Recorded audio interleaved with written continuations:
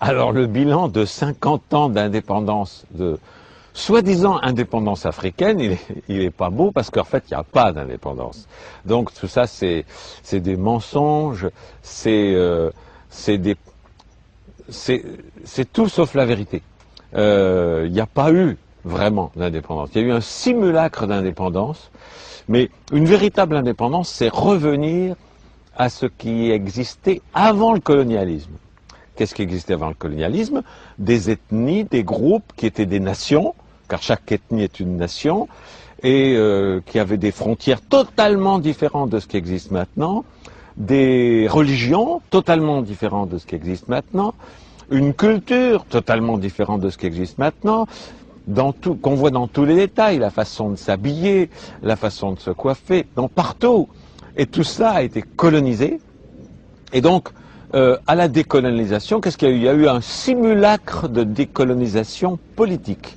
Ça veut dire que les frontières qui ont été décidées par des gens qui n'avaient jamais mis les pieds en Afrique, quelque part en Europe, qui se sont partagés, comme ça, comme on partage un gâteau, ils se sont partagés l'Afrique, Kama, en disant, bah, tiens, vous les Anglais, vous aurez ça, nous les Français, on va voir ça. Ils ne sont jamais allés voir sur place, et ça donne des divisions épouvantables qui créent des guerres, parce que certains pays voient une ethnie au grand pouvoir faussement démocratique qui a été mis en place par les Européens, et d'autres ethnies, comme les Hutus et les Tutsis, qui se trouvent dominés, qui se trouvent maltraités par les autres, qui sont mis au pouvoir par les Européens, et donc des génocides et des conflits terribles qui n'en finiront pas.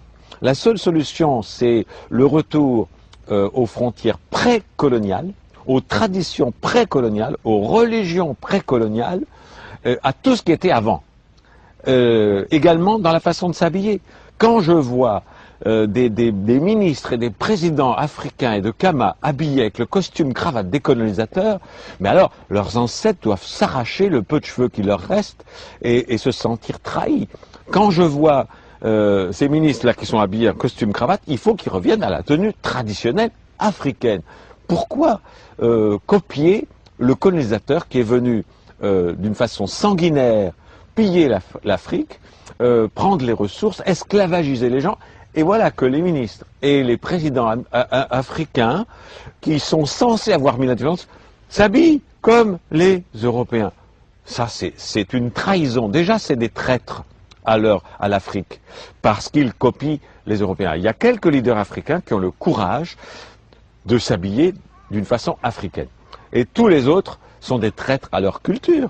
C'est absolument inadmissible. Que lorsque on pourrait dire, avoir la fausse excuse, que dire c'est pour plaire aux visiteurs étrangers, on s'habille quoi? Alors, moi, j'ai jamais vu le président français ou le président ou le premier ministre anglais, quand des chefs d'État africains viennent, s'habiller en africain pour faire plaisir à leurs visiteurs. Donc, c'est deux poids et deux mesures. Mais la base de tout ça, c'est, je crois, le plus bel exemple, c'est Mao Tse-tung. La Chine était également colonisée, comme l'Inde, comme toute la planète colonisée par cette minorité minuscule européenne, qui par la force, par la violence, par le sang, a colonisé toute la planète. Amérique du Nord, Amérique du Sud, Afrique, Inde, Moyen-Orient, tout ça c'était des colonies. C'était les empires, l'empire britannique, l'empire français. Le seul qui a compris comment se débarrasser de tout ça, avec Gandhi un peu, mais encore mieux Mao Tse-tung, quand il a fait la révolution culturelle, et qui vraiment voulait se débarrasser de tout ce qui avait pu être influence européenne, colonisatrice. Les Japonais ont eu la chance de refuser l'accès de la culture non japonaise. Et c'est pour ça que le Japon, où je suis là, est un pays que j'adore, car eux, ils sont restés à l'abri de tout ce qui était pollution de la colonisation. Donc, la révolution culturelle, si Kama veut devenir indépendant, si l'Afrique veut devenir vraiment indépendante, elle ne l'est toujours pas. Elle n'est toujours pas parce que les ressources sont pillées par les grands conglomérats économiques européens et américains. Elle n'est toujours pas parce que les systèmes politiques qui ont été mis en place au moment de l'indépendance, qu'est-ce qui s'est passé? Les colons, ils ont mis en place des pouvoirs, ils ont tracé des frontières, et puis, à leur départ, ils ont mis en place des gens soi-disant élus démocratiquement, qui maintenaient les mêmes frontières, les mêmes valeurs, les mêmes... Ce n'est pas de la décolonisation. Et sur le plan religieux, il faut que les Africains comprennent que leurs ancêtres, qui ont été colonisés, qui ont été torturés, qui ont été massacrés pour les forcer à accepter la colonisation, ont également été torturés, massacrés et maltraités pour changer de religion. Les conversions au christianisme ont été faites par la force et par la violence. Alors, imaginez, et les ancêtres que vous avez, peuple africain, sont toujours vivants sur la planète des Elohim. Et ils vous regardent, et ils voient leurs descendants, vous, s'habiller comme leurs tortureurs. Ils voient leurs descendants aller dans les églises qui ont été mises en place par leurs tortureurs. Ils sont désespérés. Si vous voulez retrouver la vérité qui est le culte de vos ancêtres, débaptisez-vous, apostasiez de la religion des colonisateurs, jetez les vêtements des colonisateurs, retrouvez les vêtements africains, retrouvez la culture africaine, retrouvez les religions d'avant la colonisation. Alors là, vos ancêtres vont vous regarder en étant fiers et en disant, tiens, finalement, nos descendants sont finalement indépendants. Pour l'instant, vous ne l'êtes pas. C'est des blagues. On vous fait croire à l'indépendance. Il y a un drapeau, il y a des... C'est des pantins, mais qui sont aux ordres des pouvoirs internationaux. Et vous le savez, en prenant un maximum d'argent qu'ils mettent sur des comptes en Suisse. Et en même temps, l'Afrique meurt de faim un peu partout. Un petit exemple. La cathédrale, la basilique de Yamoussoukro, si je me rappelle bien du nom, c'est aberrant. Il y a une Américaine qui vient de lancer une opération, c'est il y a plus de 30 ans, en disant, le Vatican, s'il est tellement concerné par les pauvres et par la faim en Afrique et ailleurs, mais qu'ils vendent le Vatican, et avec cet argent, il peut donner à manger à tout le monde. Parce que la religion chrétienne, dont on vous vante les mérites et avec laquelle on vous a colonisé, a toujours dit, la pauvreté c'est beau, n'avoir rien c'est beau. Ok, faites-le vous-même. Que le pape vende tout le Vatican, c'est une ville. Et avec l'argent, il y a de quoi nourrir tous les Africains pendant plus d'un siècle. Non, ils restent dans le luxe, mais dans les églises africaines, on continue de prêcher la pauvreté, l'humilité. Et c'est des blagues, c'est la suite de la colonisation. Alors si la colonisation politique a été faite à 1%, c'est-à-dire vraiment un simulacre, si la colonisation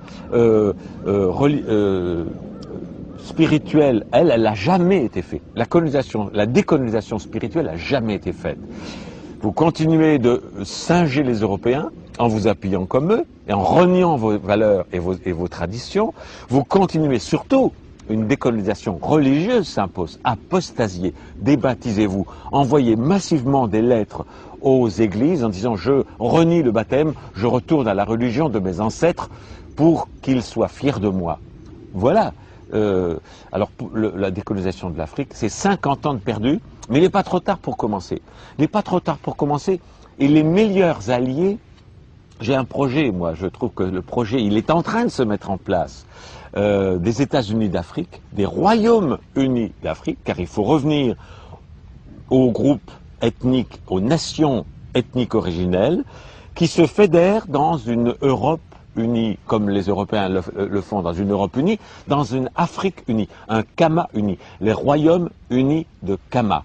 Et tous les pantins mis en place par l'Europe sous forme de grands États avec des présidents et des ministres disparaissent pour laisser place aux royaumes originels avec des rois, avec des ministres qui prenaient soin de leur peuple, de leur groupe ethnique.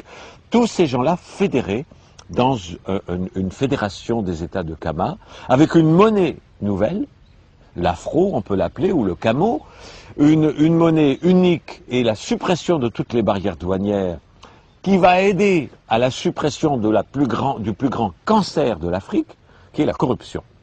Car tout ce qui est importé, qui traverse des frontières, c'est une génération de corruption dont vous, Africains, vous